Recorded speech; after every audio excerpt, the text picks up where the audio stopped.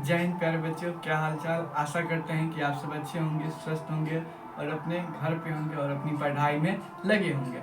आज हम जानेंगे क्लास 9th मैथ एक्सरसाइज 1.4 के 5 प्रश्न हैं। उन सभी 5 प्रश्नों को आज हम समझेंगे।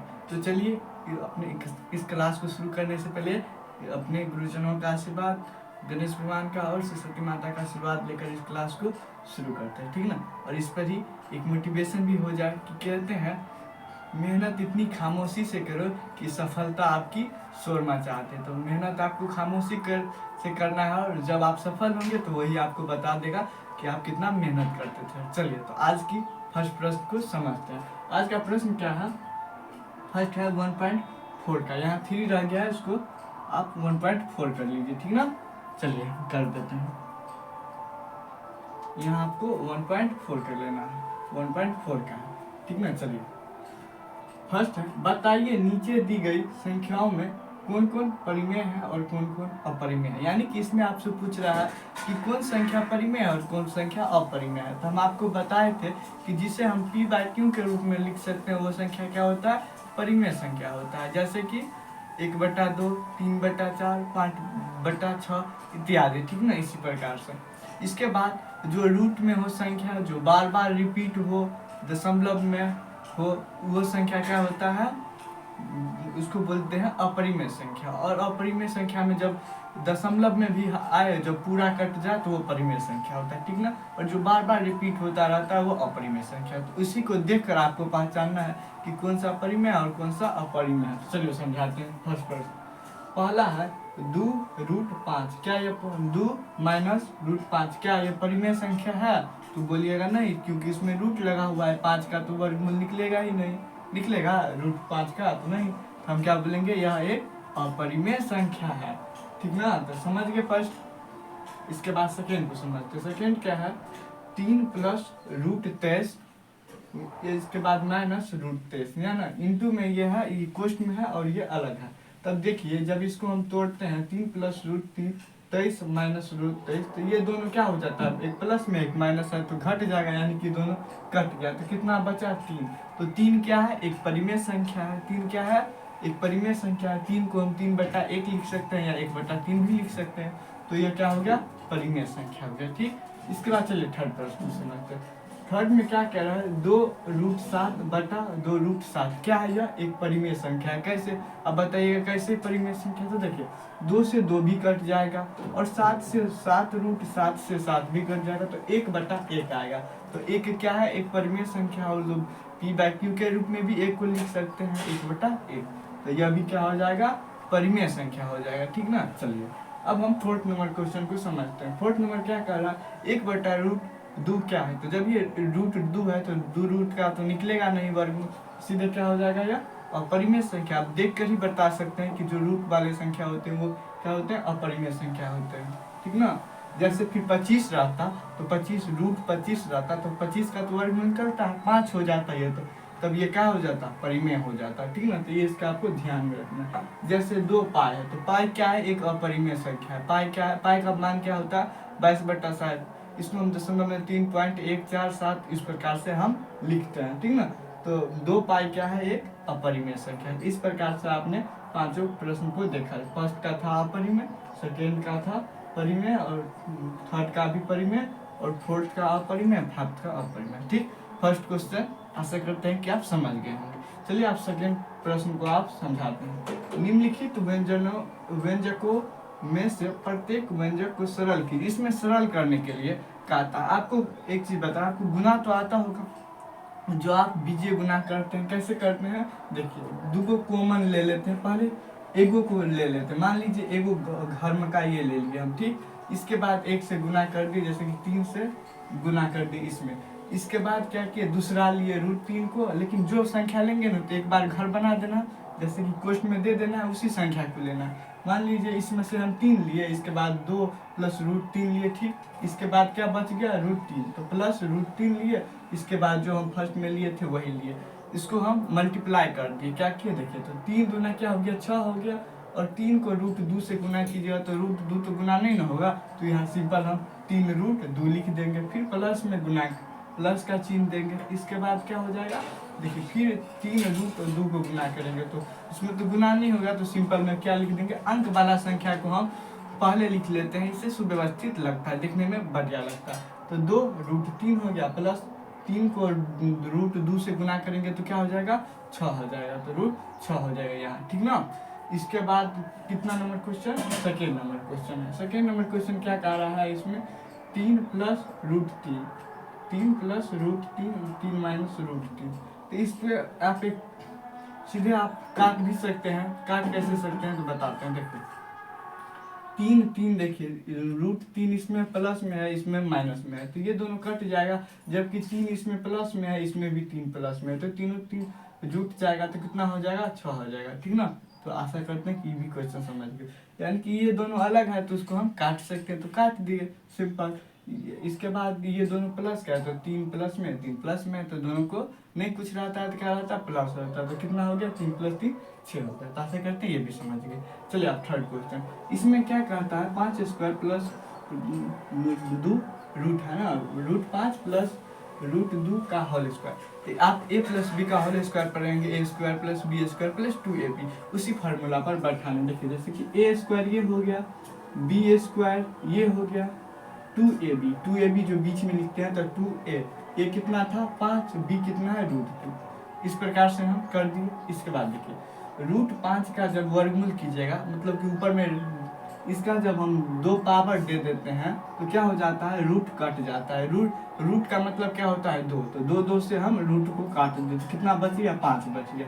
इसी प्रकार देखिए फिर 2 का गुना किए तो 2 से तो रूट समय गुना नहीं होगा, तो सिंपल कर दिए।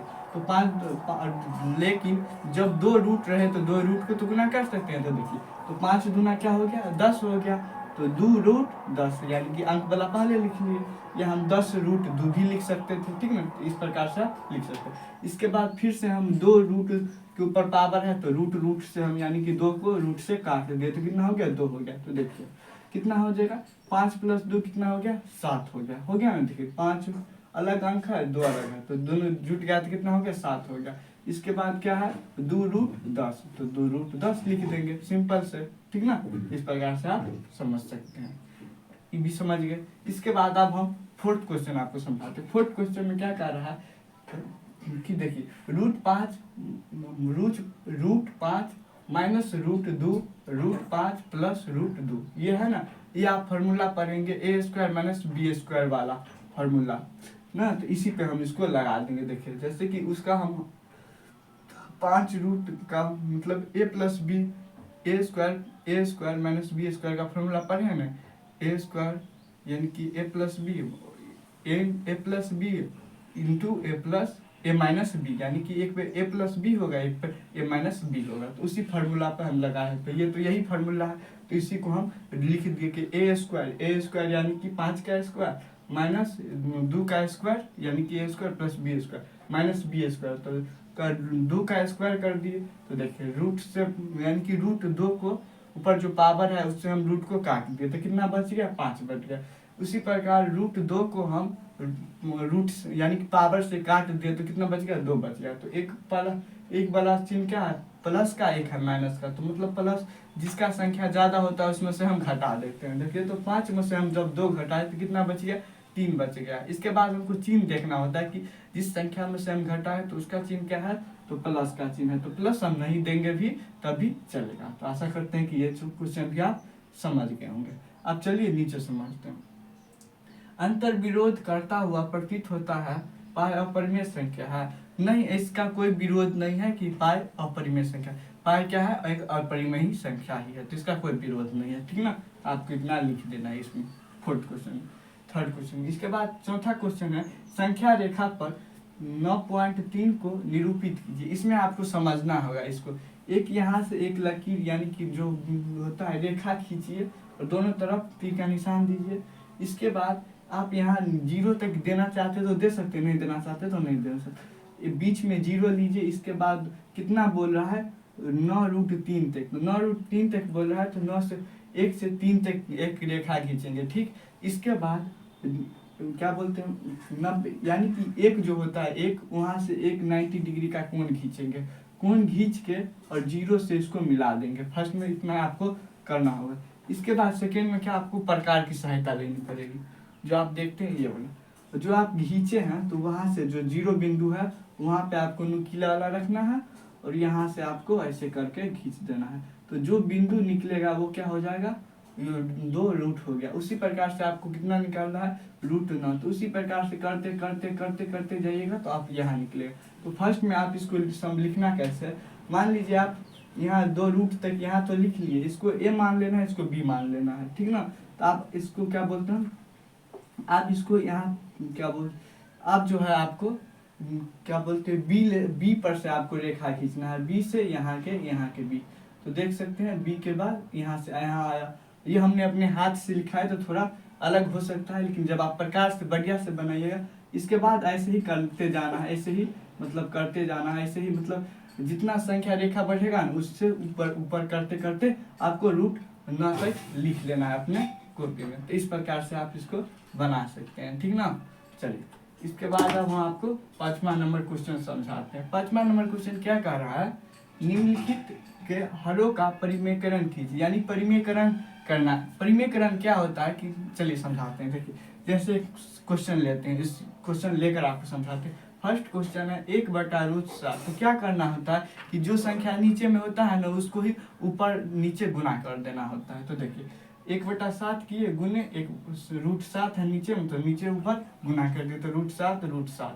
देखिए इसमें क्या हो गया, ये जो √7 है यानी कि दोनों √7 है, तो एक √7 तो ऊपर में लिख दिए, यानी कि एक को गुना करेंगे √7 के साथ तो √7 ही होगा, ठीक ना। इसके बाद नीचे में 2 √7 है तो हम एक रूट को हटा, जब 2 रूट रहता है तो एगो रूट अपने रूट हट जाता है तो कितना हो जाएगा 7, तो √7/7 हो जाएगा।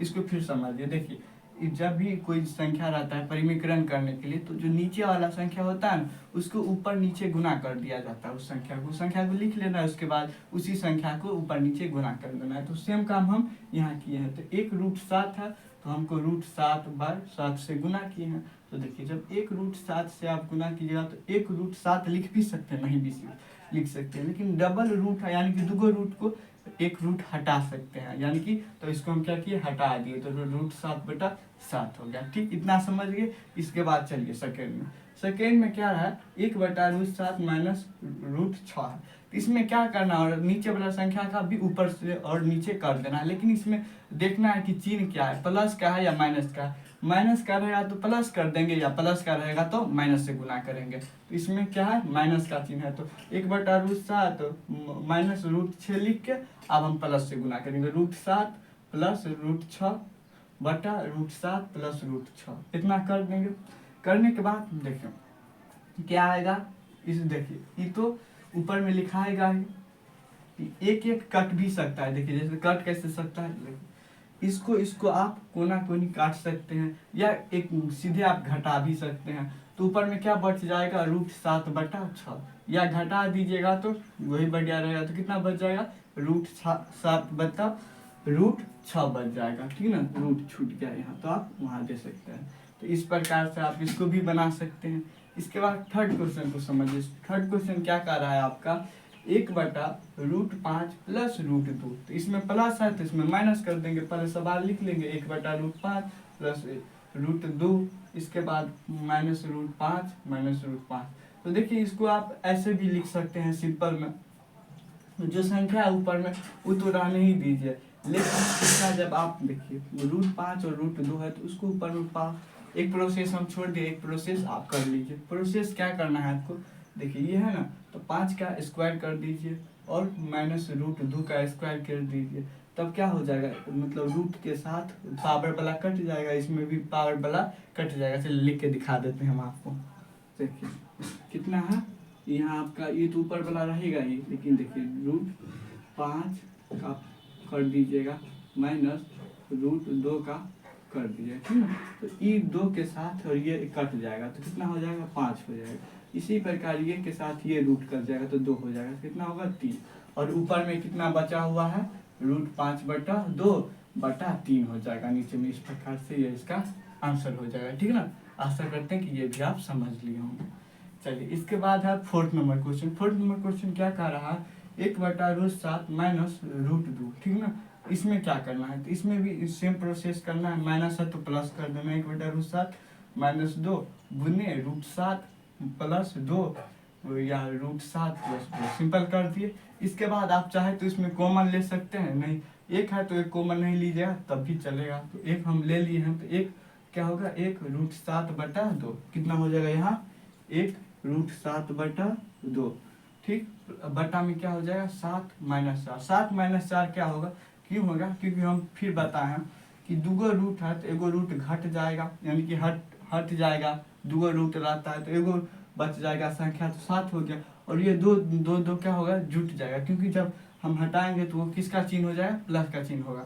तो दोनों को क्या करेंगे, जब अल्टा पलटी करेंगे तो कितना हो जाएगा 4, तो 4 7 में से 4 गया तो 3 हो गया, यानी कि जिस संख्या का अंक ज़्यादा है। और ऊपर में कितना बचा हुआ था हमारा, √7 + 2/3 ठीक ना। तो आशा करते हैं 1 से 5 में जितने प्रश्न हैं आपको समझ में आ गया। नहीं समझ में आया तो आप उसको दोबारा देख सकते हैं, नहीं तो आप बता सकते हैं कि आपको कैसे समझा है, ठीक ना। आशा करते हैं, और इसी के साथ पढ़ते रहिए, मुस्कुराते रहिए। मिलते हैं नेक्स्ट चैप्टर यानी कि नेक्स्ट 1.5 के साथ, तब तक जय हिंद, धन्यवाद।